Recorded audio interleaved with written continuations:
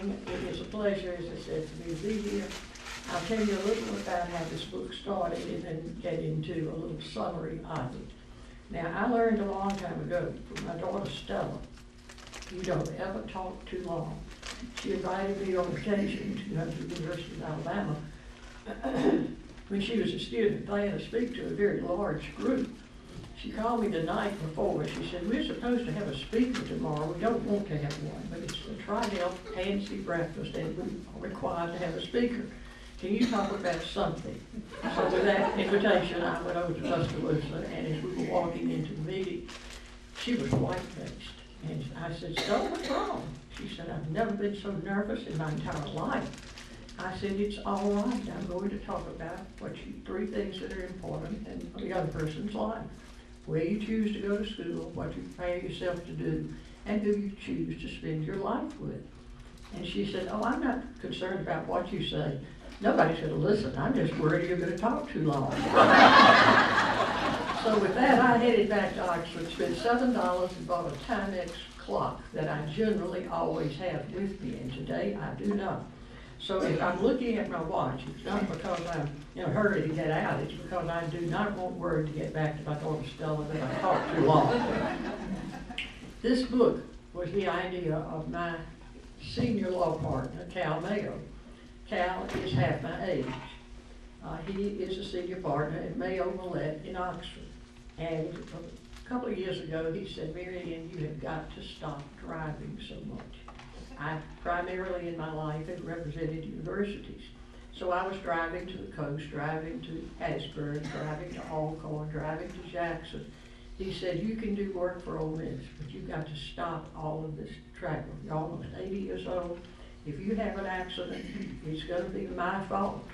And so I've got a project for you to keep you out of trouble. I want you to write the story of your life. And I want you to write it so it can be published. So I thought, okay, that sounds like a really fun idea. So I sat down and started writing the story of my life. Well, again, this same daughter, Stella, had worked for many years in New York in the book publishing business. And she's quite a good editor. She's also a daughter. And all of you who have children know that it's quite a challenge to do something with your daughter. I would write a chapter, give it to Stella, it would come back marked up like my 7th grade English teacher. But we made it through, and she was immensely helpful with the book. Then Neil White read it and said he would like to publish it. And I didn't think anybody would have any interest in reading because it's very self-centered. At my law firm now, they call it the Me, Me, Me book. So here she comes, Me, Me, Me's driving by the office today. But it is my story, and it incorporates a lot of other people, a lot of wonderful experiences I've had in life, but I'm afraid if you read it, then you will find there's a lot of me in this self-centered book. The title of it came from a Christmas party that Rosie McDavid and her husband had in Oxford, and in the kitchen, Neil White and Stella were talking, and they said, what shall we call Mary Ann's book? And they decided on the title, An Unforeseen Life. And the reason they chose that title is because I chose to start this book with a prayer that I found when I was in Louisville going to Bible school. In Louisville, we went to every Bible school in town in the summer. Methodist, One Week Baptist, Names Presbyterian, Lutheran, on down the line. When I was in the Baptist Bible school, I was looking through some of their Sunday school material, and I saw this prayer. And I was only 9 years old at the time, but I thought this is the most beautiful thing I've ever read. It really spoke to me. And so I committed a sin. I tore the prayer out of the Baptist Sunday school material, folded it up, put it in my pocket. Later had it laminated. It's in my billfold with me right here today. I've carried it with me every day of my life since all those many years ago.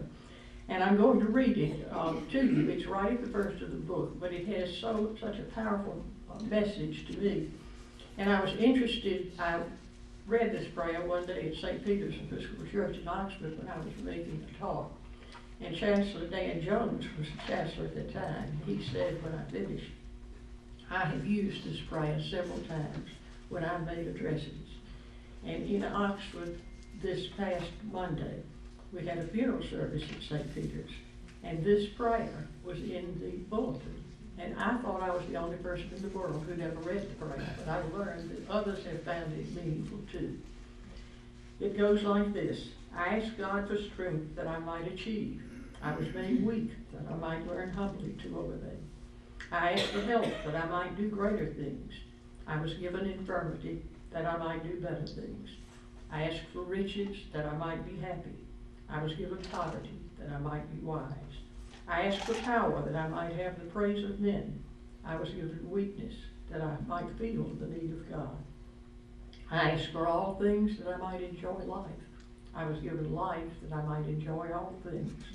I got nothing that I asked for, but everything I had hoped for. Almost despite myself, my unspoken prayers were answered. I am among all people most richly blessed.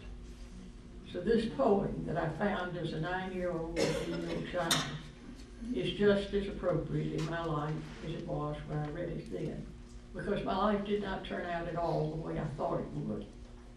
When we were young, we all think we're going to be Mrs. Bobbsey. We're going to be married to Mr. Bobbsey, who's going to go to the lumber yard every day. We're going to have 4 perfect children. We're never going to have any problems in our life.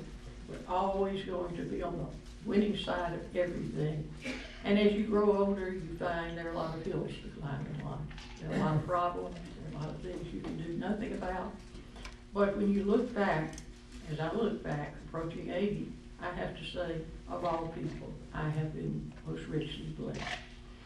I dedicated the book to my parents, and I grew up in Louisville, Mississippi, so I start the book by telling how word got around Louisville when I was born. My father was an attorney.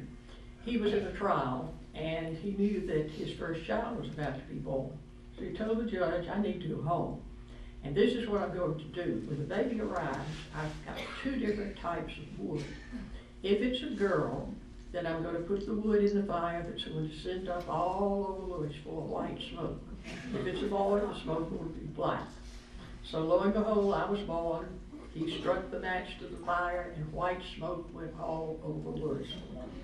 They named me Mary Ann, Mary from my mother, whose name was Mary Ann Connell.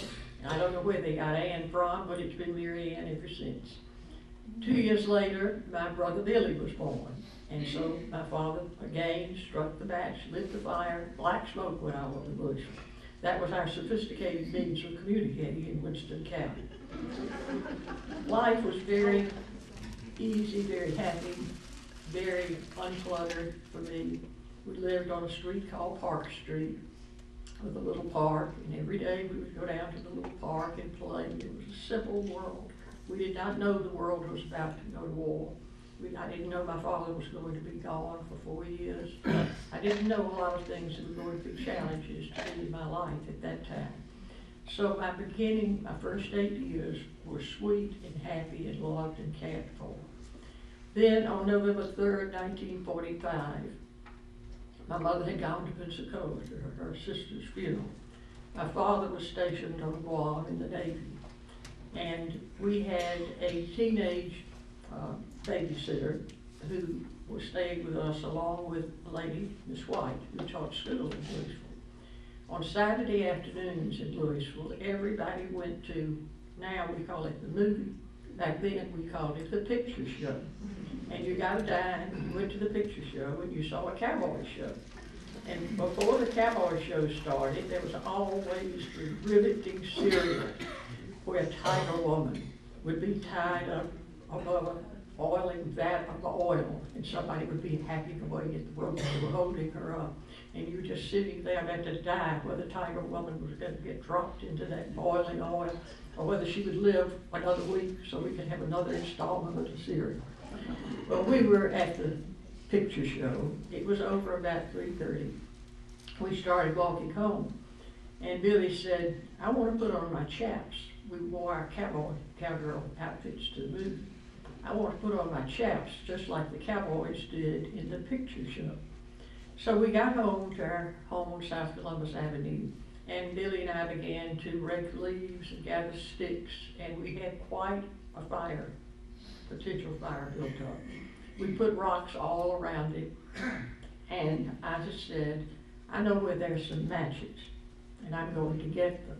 And he said, no, we'll get in trouble if you play with matches. Don't do that. But I did. I went into the house, I found the matches. I came back out, and I lit the fire. It was in November, everything was dry, so the fire went up rapidly. I crawled over the wall to retrieve a long stick that we were going to use to poke the fire. And I got caught. My foot got caught between the rocks, and I couldn't get out. Billy climbed over the wall, and when he climbed, those highly inflammable chaps exploded. And the flames were just enormous. I didn't know what to do. He was screaming in pain. I did the worst thing I could possibly have done, but I didn't know any better. I began to chase him. The faster I chased him, the faster he ran. The faster he ran, the more he burned. And he was screaming all this time in pain. Finally, the next door neighbor came over and rolled him on the ground until finally the flames went out. But by that time, he had burned, his clothing was burned all in his body. There was nothing except his face that I could see. It took forever, it seemed to me, for the ambulance to get there.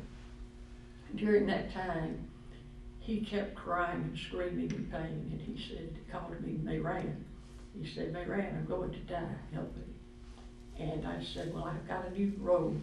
I'll go get it and put it around you, because he said he was freezing. And I put the new robe around him, and they took him away. I was sent to spend the night with a friend, and the next morning my grandparents, Strong, came in to tell me that Billy had died. And as my grandmother put it, he's gone to heaven. Now he's happy today, so you be at peace. So I knew that it was my fault. I knew I should not have gotten those matches. I knew I should never have lit that fire. Even he told me I shouldn't have. But I had done it, and I was going to have to live with that. A few weeks later, my father finally got home from Guam. And before he got home, he got permission to leave Guam through Senator Eastman's office. But he didn't have any transportation. World War II had just ended, and there were hundreds of thousands of military men trying to get back to the United States. He couldn't get on any flight, he couldn't get on anything. So finally, he stowed away in the tail gun section of a plane. And the plane was about to take off. The officer inspecting the plane found him and said, get off. And he said, look, my son has died. I don't know how he died. I don't know when he died.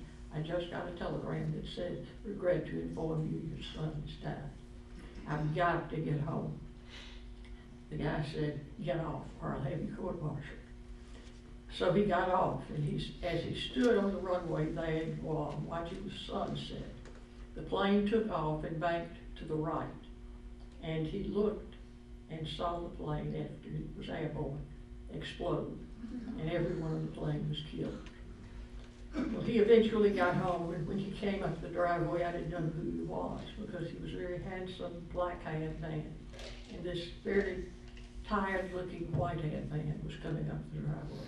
But he was back, and he was a very sweet, loving, kind person. He was a good lawyer. He practiced a lot of law against Bill Threadgill in Columbus. But I overheard him one day say to my mother, I don't know why Mary Ann would have gotten those matches. She knew better than that. And I heard that. He would never have said it had he thought I would have heard it.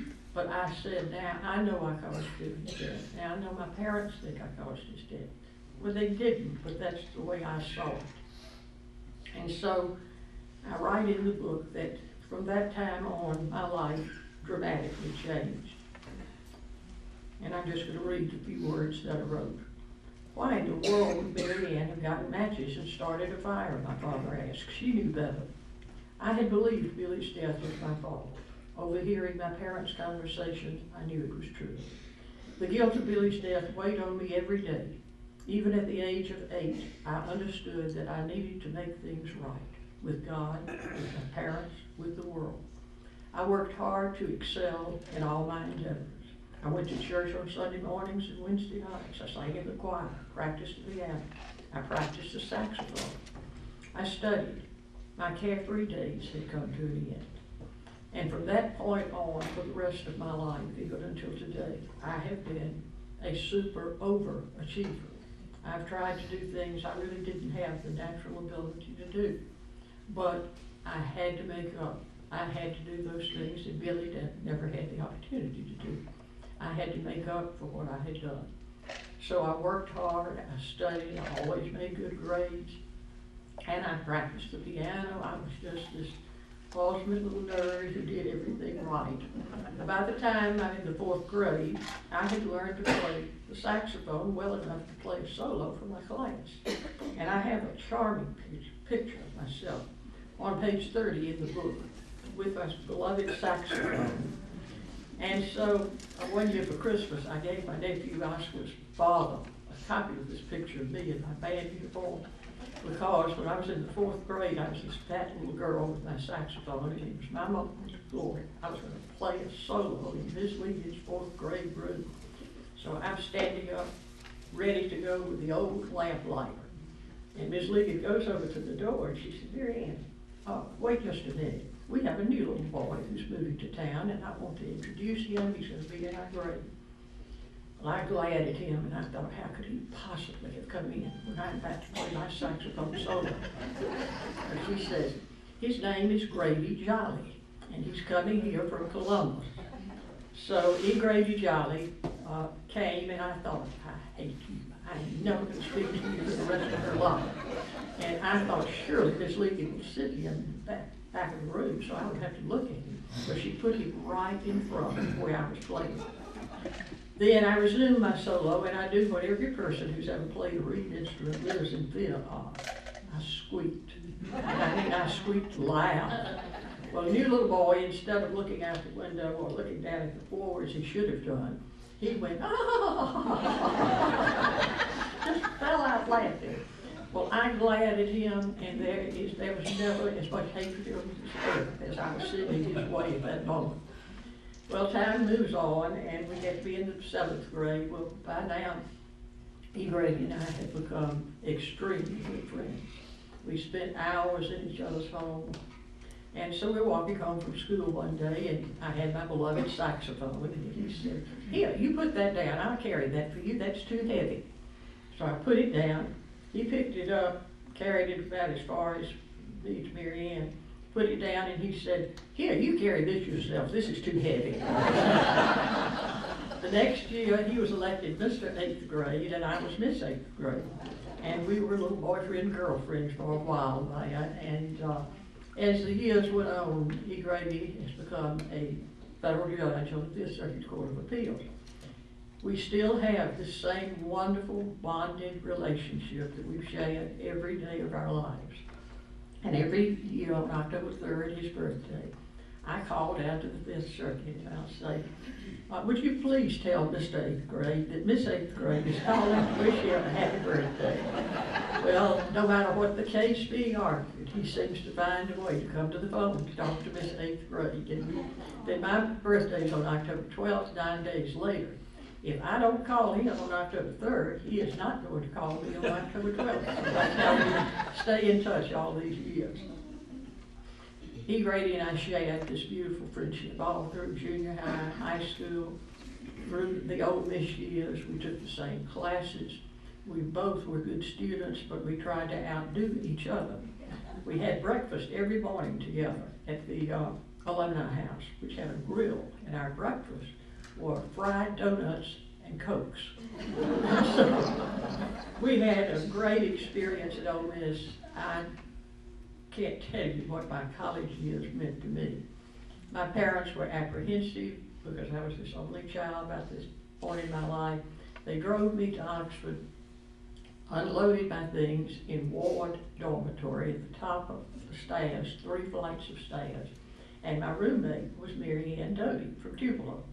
And we had a wonderful year rooming together, except I seemed, this little nerd, seemed to get in trouble all the time for having too many girls in the room.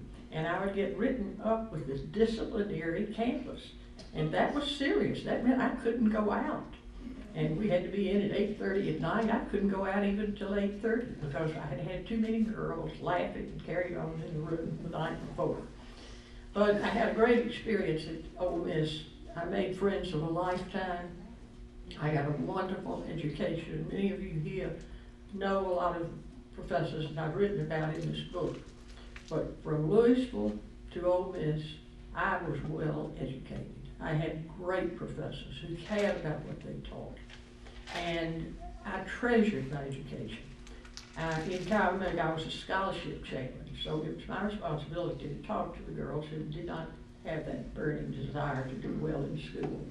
So I would call them up to the top of the stairs in my room, and I would preach sermons about how important studying and scholarship and attending classes was. And so I was just pouring it on one day to her girl who was my little sister in the sorority, telling her the evils of her ways and how she had to be serious about her study. And she said, oh, I agree. She was crying and she was promising me she was going to do better. When she leaves the room, I'm feeling so self-righteous and so good about myself until I hear all of this gales of laughter coming up the stairs.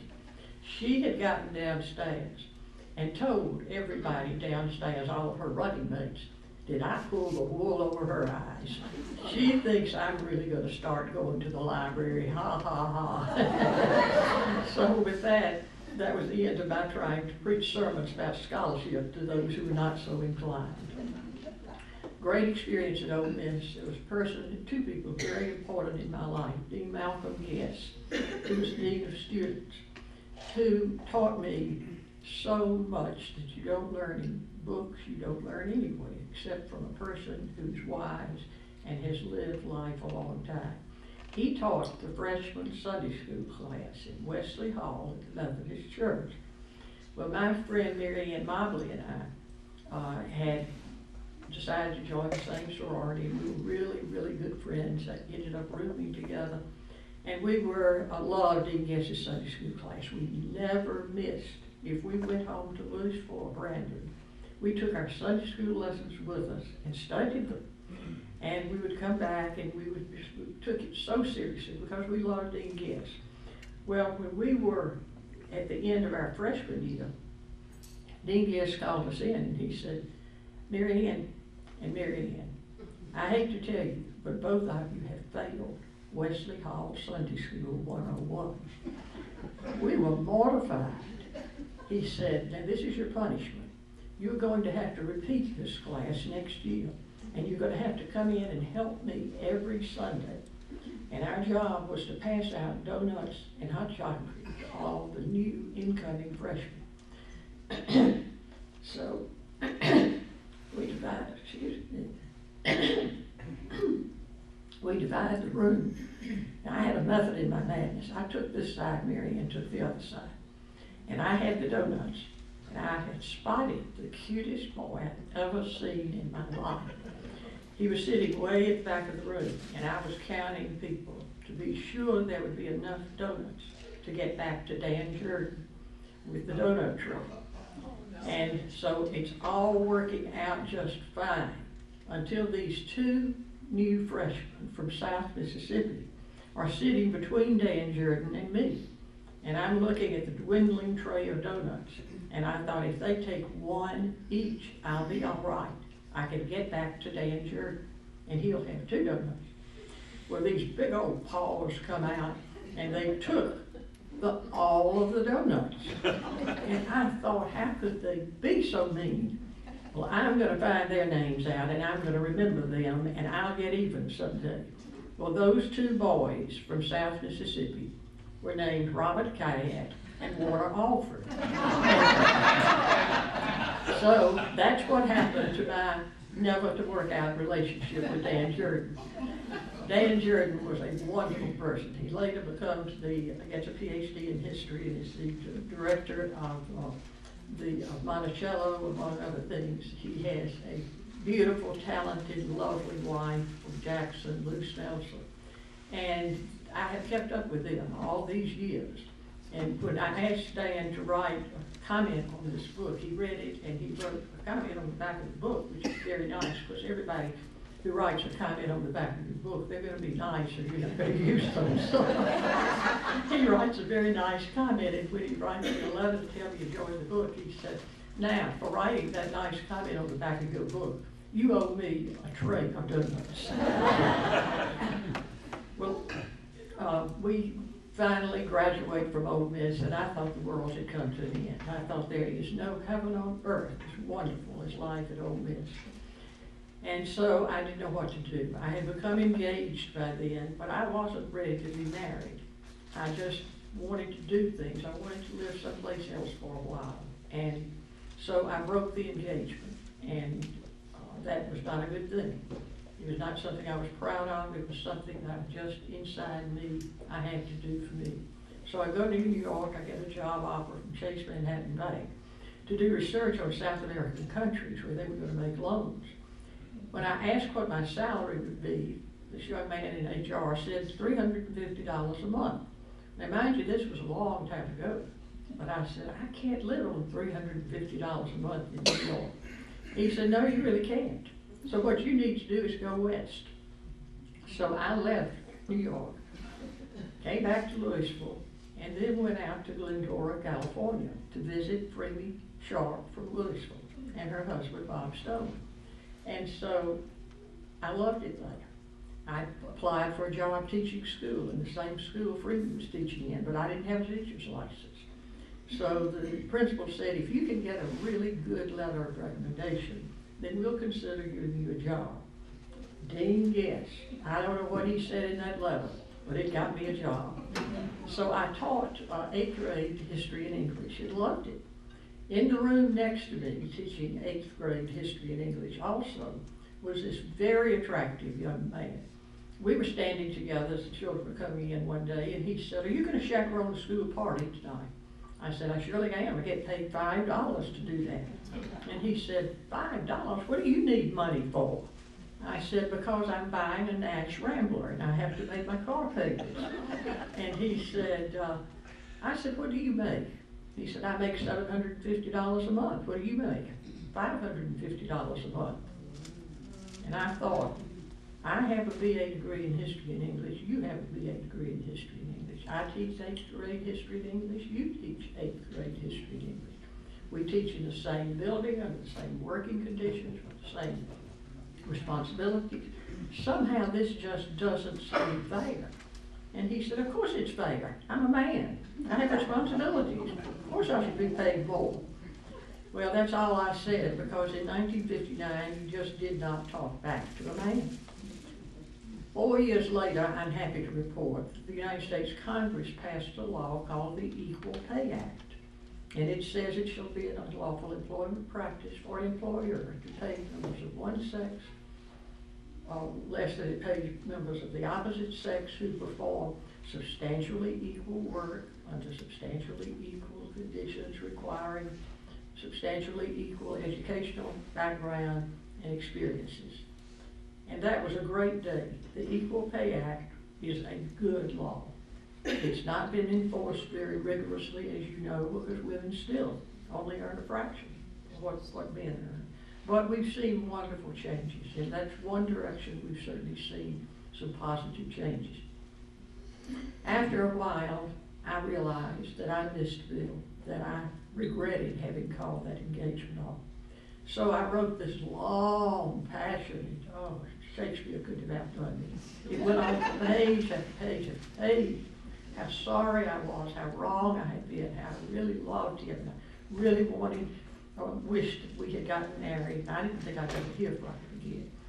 He was 11 years older than I. He was from the Mississippi Delta. He was a very strong personality, as nephew Oscar will attribute. And so I thought, it's no telling what he's going to say if he ever speaks to me again. Well, I was living in the home of a woman who had a beautiful home up on the side in Glendora. She said, Mary Ann, there's somebody on the phone who wants to speak to you. I think I'm going to walk outside. She suspected who it was. So I went to the phone thinking, it's no telling what he's going to say, and no telling what words he's going to use, because he had quite a vocabulary. Instead, I said, hello. Well, what color do you want to paint the bedroom? And that was it. We were married in Glendora and moved back to Reno, Laura, Mississippi, which is south of Clarksdale, population 82. I moved into the house that Bill had lived in for 10 or 12 years. And he had run his house. He knew how to cook. He knew how to run a household. I didn't know anything. But what he had was a housekeeper, Laura. And she did not like me. She had had Mr. Billy all to herself all those years. And she came in the first day that I was arranging my clothes with 2 closets in the bedroom. I put my clothes in one closet. I put his clothes in the other closet. I thought that seemed to make sense. She said, Mr. Billy is going to be furious. Mr. Billy never puts his good clothes and his work clothes in the same closet. And I thought, well, Mr. Billy's going to have to learn a thing or two. These clothes are staying where they are. Well, riding home from California, Bill said, now you get one thing straight. Don't you ever bring a stray dog onto this place. Every young couple who gets married gets a puppy, and then they make fools of themselves over the puppy. So we're not having a puppy, you understand? I understand. I look out the window a few weeks later, and up the drive comes Bill holding this little puppy. And he said, well, this is different. I found this little abandoned puppy at the post office, and I've named her Post Office, and she's come to live with us. Well, Post Office saved the marriage, because Laura loved Post Office. Post Office would walk out back where Laura lived every morning, escort her to work, walk her home in the afternoon. Laura never loved me, but she did love Mr. Billy, and she loved Post Office. Well, we lived in Reno, Laura for 6 years. It was very difficult for me to move to the Delta. I had lived all of my life in Winston County or at Ole Miss. I really knew very little about the Delta. I didn't know that a state as small as Mississippi could house worlds as different as the hills and the Delta. I had never seen money the way I saw it in Delta. I had never seen people spend money the way they spend it in the Delta, whether they had any money or not, they spent it. I'd never seen social life on a level that existed in the Delta. And I certainly had never seen alcohol flow as freely as it did in the Delta. In Louisville, if the Methodist preacher came to call, and anybody was having a drink sitting out in the yard, you've never seen such commotion. How's that drink? How's that drink? Well, in the Delta, it was everywhere. Nobody hid anything. And I had a lot of adjusting to do. But I did it. And I did it and made the best, closest friends I guess I've ever had in my life. 6 years later, when Mr. Connell, Bill's father, sold the place that we were living on at Reno, Laura, we had to do something, and we decided to move to Oxford. Bill was a wonderful photographer, and he said, I'm going to see if I can set up a photography business, and you can go back to school. So we moved to Oxford. I cried all the way leaving Clarksdale. I thought the world had come to an end. Moved to Oxford, and I knew I wanted to go to law school, but I knew that wasn't going to happen, because Bill was older, he was from the Delta. His wife was not going to work, period. Certainly not in a man's world. And as we were living on Phillip Road, the phone rang one night, and the chair of the hospital board, Dr. Howard, was on the phone, a good social friend of ours. Bill answers, and I can hear Bill's end of the conversation. Howard, have you lost your mind? What are you talking about, putting a woman on the hospital board? No. And Mary Ann is not going to talk with you about it, because it is insane to put a woman on hospital board. Slams the phone down. So I thought, I just don't need to bring up law school like that. A few weeks later, phone rings, similar conversation, this time with Don Morse, who was the rector of St. Peter's Episcopal Church in Oxford. He and his wife were among our closest personal friends. Same conversation. Morse, what did you say? You're going to put a woman on the vestry of the church? Are you trying to ruin the church? No, Mary Ann's not going to talk to you. It's insane to put a woman on the vestry. No. Hang on. So I said, I'm just never going to be able to go to law school. I wanted to go to law school every day of my life, but it's just not going to happen. Until the fourth daughter, Jane, was born. And I did something I'm not proud of, but I did it because it was the only way I was ever going to get to go to law school. I simply went across the road and signed up. And I took my first class in torts from Robert Catt, who had been one of my closest friends all through college. I don't know who was more nervous, Robert or me, because I had always studied and made good grades, and I'd always given my notes to Robert. Now Robert is teaching me, and he's so afraid I'm not going to do well, and it all ended up fine. I did well, loved his class, great teacher. Until one afternoon, our next door neighbor in Louisville, George Fair, and I went in torts together. He came to our house to visit. We were just sitting around talking, and he said, Mary Ann, how are you liking our torts class? And Bill said, torts? That's a law class. He looked at me just the way I looked at E. Grady when he interrupted my saxophone solo. And he said, you're not going to law school, are you? I said, I am. You did it and you didn't tell me. I did, because I knew you would object. Well, we didn't have a very easy time for a period of time right around that moment. But pretty soon, I observed that he was taking all these little girls over to the law school. Anytime my grades were posted, and they were good grades, they would all cheer and holler, and he would cheer and holler. It's really a beautiful story, because he changed from this very conservative, older man into someone who all of a sudden knew what pleasure I was getting out of law school and became very proud of me. When I graduated from law school, he had a party for me. He gave me a little plaque that had a silver dollar for his birthday. I guess it half, I can't remember the coins, but they were diminished in value down to a coin with the birth date of the youngest child. I still have it on my desk at Mayo Millette. He was proud of me. He entered into the world. He supported me. He helped me.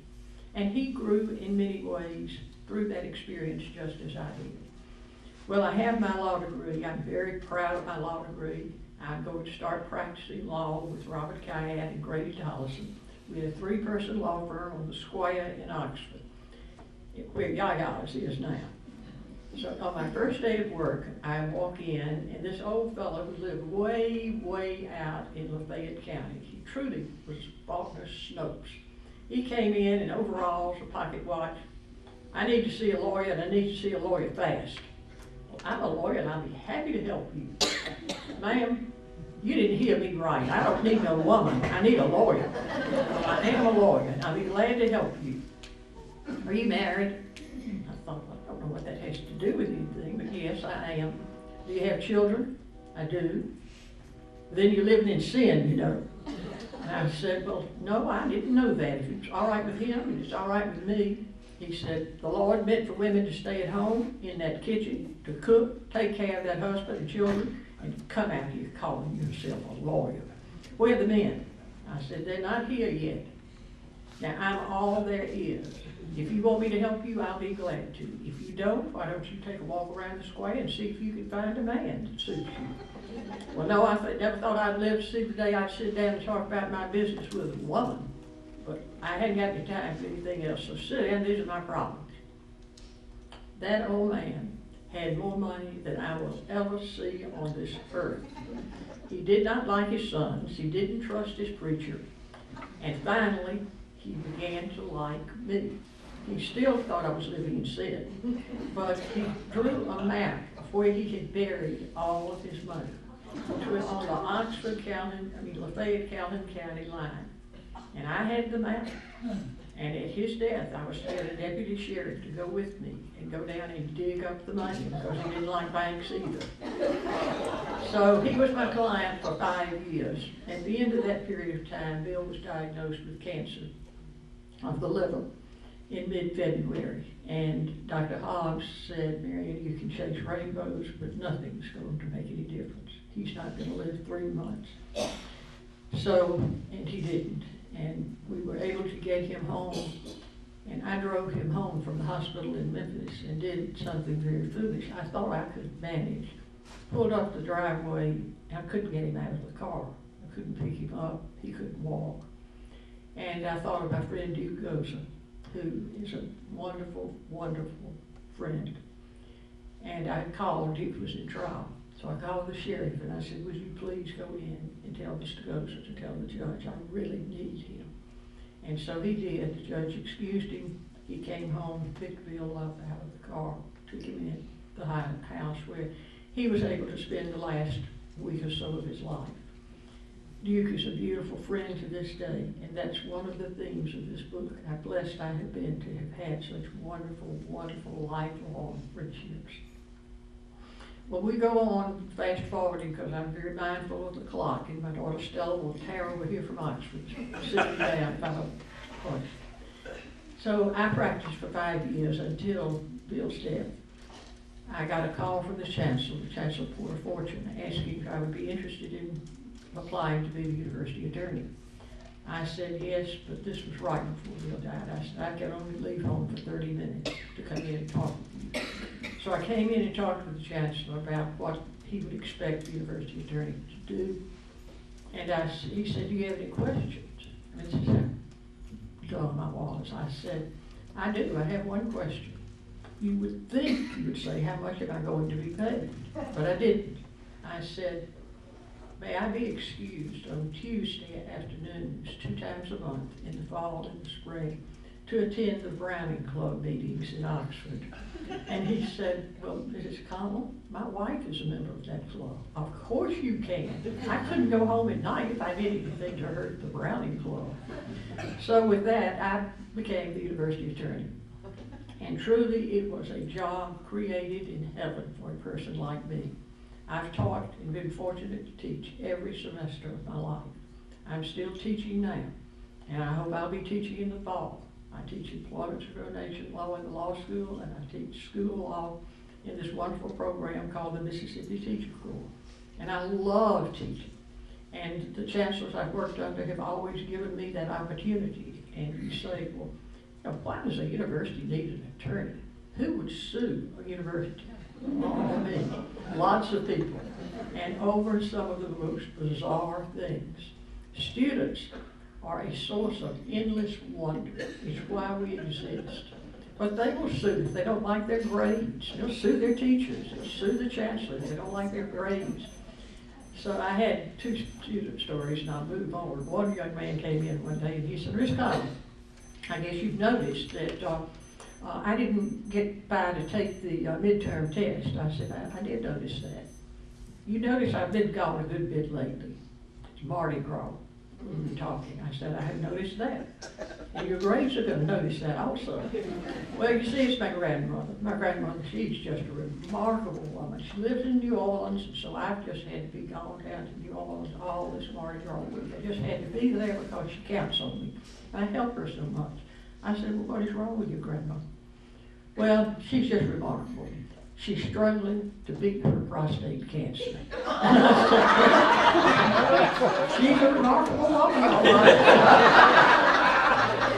And the other student story, it seems as though lawyers in Jackson were always calling to tell me I needed to go back to law school, that I didn't know what I was talking about. You couldn't possibly discipline a student on campus while that student was facing possible criminal or other charges downtown. Well, you can, but they didn't really know that, and so they would tell me I needed to go back to school. This one fellow who had been in my class at Ole Miss, a really good lawyer, he said, I am so furious with you, and I'm furious with the university, and I'm furious with everybody, and I'm going to come up there and I'm going to sue. And if you don't know Robert Cayenne very well, you can spot people who don't know him because they call him Bobby. He said, I'm going to come up there and sue Bobby Cayenne. I'm going to sue you, and I'm suing everybody for what y'all have done to my son. The police arrested him Saturday night, and they charged him with public drunkenness, disorderly conduct, resisting arrest, getting in a fight with a police officer, and all these other things, indecent exposure. He said, can you believe that? My son has never had a drink. Now, mark you, he's a freshman at Ole Miss, and he's never had a drink. So I said, well, I'll look into it. So I did look into it. I called Daddy back, and I said, well, I think you're going to need to have a little talk with your son. Here are the charges. It was the night after the Ole Miss LSU home football game. He decided about midnight he'd always wanted to be a traffic cop. And so he gets at the intersection, the junction of Phillip Road, College Hill Road, Sorority Road, Jackson Avenue, all the roads converging in there. And he proceeds to direct traffic, and he has the biggest mess you've ever seen.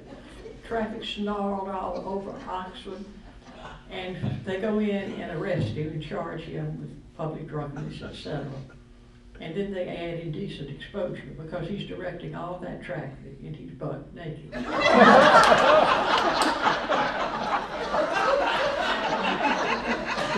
Those are examples of the teaching side of being a university attorney. One quick story about the lawyering side.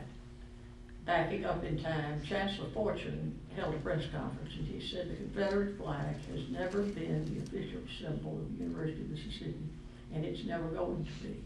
Now, I can't tell you what you wear. If you want to get dressed in a Confederate uniform, dress yourself in the flag, you can do that. But it's not going to be the official symbol of this university.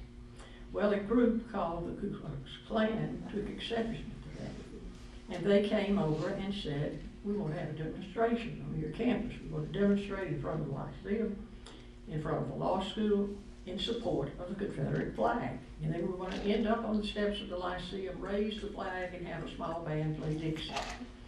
So the chancellor calls me into his office. He said, I want you to meet someone. And this man did not have on the hood. He had on a suit and tie. He said, this is the Grand Wizard of Louisiana, Mississippi chapter of the Ku Klux Klan. He wants to know if he can protest here. Naturally, I do not want him to, but I want to know what the law says, because if the law says I have to let him, I'm going to. So I knew what the answer was, but I stalled. I said, well, I need to research that, so I'll see you in the morning at 9 o'clock. Came back in the next day and I said, Chancellor, you're going to have to let him come on the campus. We let all kinds of groups come on the campus and demonstrate and protest. And as long as they follow our rules, then you can't keep them out based on the content of their speech, whether you like it or you don't like it. But we can regulate the time, place, and manner. So I said, Mr. Wizard, you can't demonstrate here in front of the Lyceum because we have 5,000 high school students at a band clinic on our football field. And you're wanting to pass right by that fully integrated, racially integrated group of students. With the history of this university, you're inviting a riot. You want to go by the law school. We are hosting a minority law recruitment weekend. We have black students from all over the country here to try to entice them to come to Ole Miss. You can't disrupt that meeting. But we'll find you a place where you can be seen and heard and protected, and you can make your mark.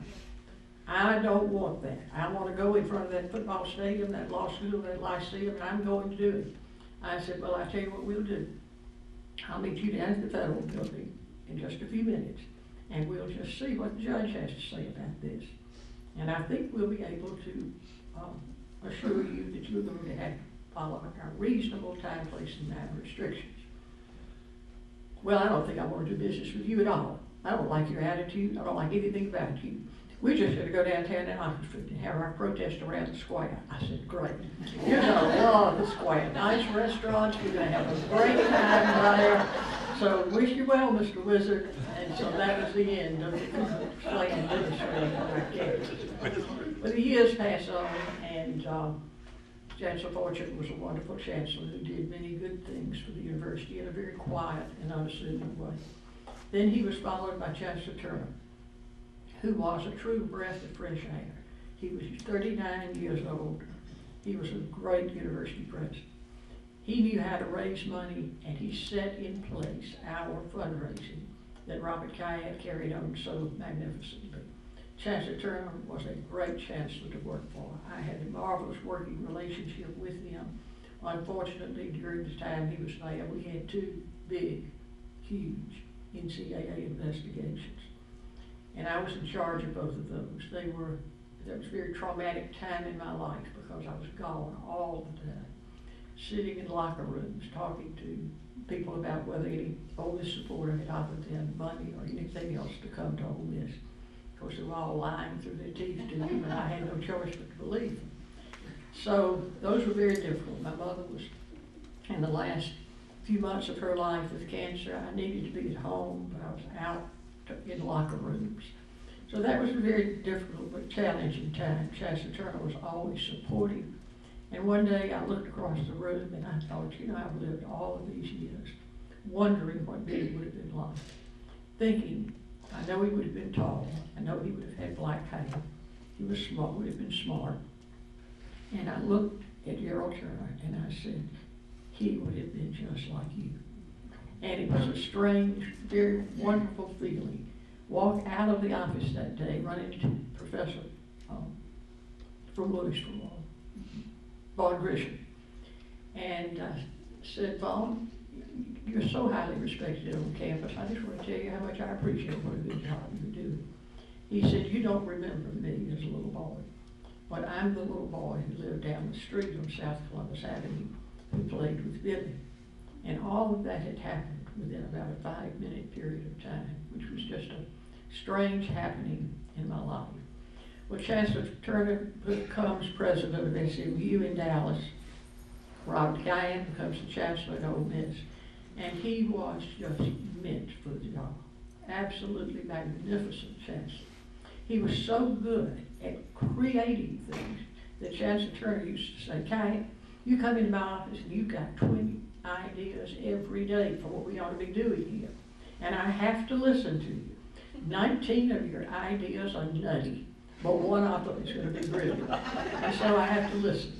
And then Robert would get out and he would raise the money until the story around Oxford is, if Robert Guyan makes an appointment to come to see you, lock your purse up, hide your wallet, hide your checkbook, because he's got some way he's going to get money out of you. And he did. He was a great chancellor. Then he retired, and I decided at age 65 that it was written in stone that a person retire if you work for a university. It's not, but I thought it was. And so I retired, and I was going to Seton Hall to teach, live in New York City. And Cal Mayo, who was from Louisville, who had been the associate university attorney, who worked with me for 5 years, had started his own law firm. And he said, why don't you have lunch with Pope Millett and me?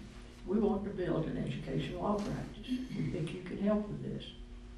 And his daughter Stella, been living in New York, she said, you can't afford to live in New York. You come to New York, you want to go to the symphony, you want to go to the opera, you want to eat fancy high-end restaurants. You don't do that when you live here. You pay your bills, you go home, you watch television like the rest of the world. You need to take Cal up on this offer. And I thought, you know, she knows more than I know, so I did. And I started practicing with Mayo Millett. Now I'm almost 80. I've been with Mayo Millett for 15 years, during which time I was attorney for the Oxford School District, and I loved that. And I kept on representing universities and have had a wonderful career in law and in teaching. I'm going to wrap up the book, which is filled with war stories like this, that I hope I don't overdo you with. I'm prone to tell these stories in my teaching if they can relate to what we're talking about, and most of them do. But I ended the book with a couple of paragraphs I'm going to read just as a summation. My birth announcement, white smoke bellowing from the chimney on Park Street, was unusual and unexpected for Louisville, Mississippi, but so has been my life. From the very beginning, my life's journey has not followed a traditional or expected pattern, but has taken twists and turns I could never have anticipated. As a child, I believed life would always be as happy and carefree as my first 8 years. I was loved, cared for, surrounded by family and friends who made me feel secure and at peace with the world. While I played kick the can, hide and seek, and attended birthday parties, life was uncluttered by worry. I wasn't aware of the impending World War. I had no way of knowing that my father would be absent for years of my childhood. And of course, my brother Billy's death was unthinkable. My idyllic world disappeared on November 4, 1945. It was replaced by one filled with guilt and regret. And I compensated for those feelings by overachieving. I believed somehow it might magically make up for my mistake. I was fortunate to grow up in a small town with excellent, demanding teachers and enormous support in all that I did. long before Hillary Clinton published her 1996 book on the ancient African proverb. It takes a village to raise a child. My village of Louisville was doing just that for me. A wise school superintendent named Elsie Hines encouraged me in 1954 to break the mold and run for president of the student body against two of my best friends, Stanley Hathaway and Doug Sullivan, both boys. And girls just didn't do that. And Mr. Hines said, Mary Ann, you can do anything in life you want to do if you're willing to work at it. Don't ever let your agenda determine what you do. And so those words have stayed with me forever. And that in more than my allotted time, because I don't have my $7 Timex clock, is the story of my life, and I hope you know it.